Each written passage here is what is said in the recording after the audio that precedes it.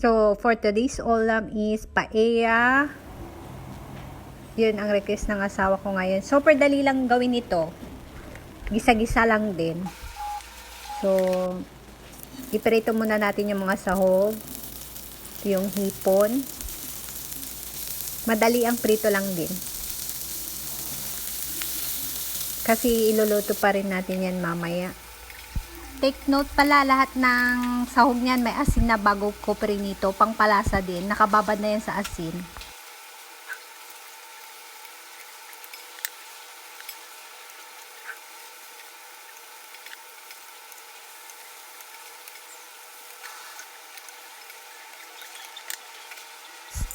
Next po ito. Hindi ko alam yung pangalan niyan. Basta nasa shell siya. Wala kasing tahong. Kaya yan na lang yung nilagay ko. Tapos, pusit. Isang pusit lang din binili ko kasi dadalawa lang din kami mag-asawa. So, prito-prito siya. Hindi pwedeng iprito ng matagal kasi magra-rubberize yung texture niya. Kaya madalian lang din. Tapos, ito salami. So, yan lang po yung mga sahog niya. Pwede din po yung sausage pero parang mas gusto ko yan kasi medyo matamis-tamis. Kasi flavor na yung paella eh. So, prito-prito. Madalian lang din po. Super dali lang niya gawin talaga. Parang social lang siya pakinggan. So, ito yung mga sahog niya. Tamang-tama ito pag may handaan. So, ito gisa-gisa na. Bawang sibuyas po yan. Doon sa pinagprituhan ko, doon ko naginisa para andun yung sarap din nung pinagprituhan. Tapos yan, tomato paste, konti lang po. Tapos, paprika. Naglagay din ako ng paprika. Pampasarap din, tsaka pampakulay. Tsaka nor cubes. Kahit anong ilagay nyo pwede. Kung magic sarap or anong pampalasang mayroon kayo. Naglagay din po ako ng carrot. Tapos, green peas. Yan pong green peas nasa lata na po yan. Tinanggal ko yung tubig pero isasabaw ko rin kasi salt flavor yan eh, pang padagdag.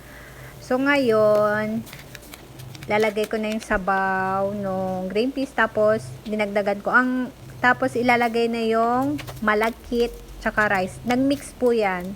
Yung rice po tsaka malagkit, 1 and 1/2 cup po yun. Nagmix na po yun. Ang nagamit kong tubig dyan is parang 2 cups.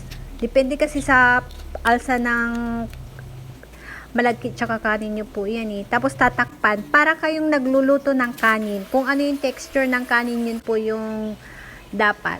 So yan, medyo natutuyo na pero matagal pang iluto yan. Tatakpan pa natin.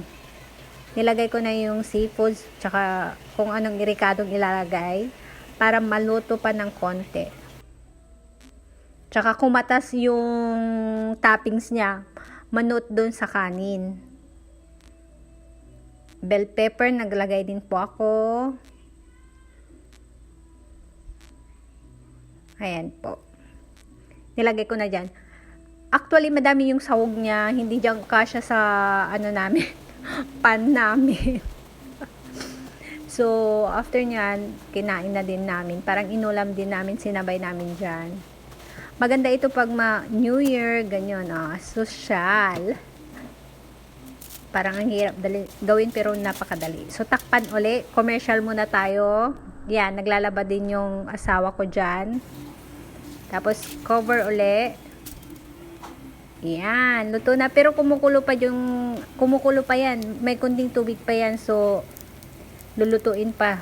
Lulutuin pa siya ng konti. Mga 5, basta, parang, ang texture niya parang kanin na medyo mas malambot ng konti. So, luto na. Ito po, luto na siya.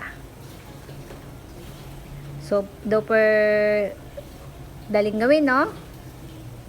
Gisa-gisa lang. Prito-prito lang. May paella ka na. Titikman ko siya. Approve sa akin. Kung tatanungin nyo kung approve sa asawa ko, tignan nyo na lang yung reaction niya. Tutong na lang yung naiwan. Wala na. Pinatutong ko siya para mas masarap siya. Tutong na lang. So, kayo nang humusga.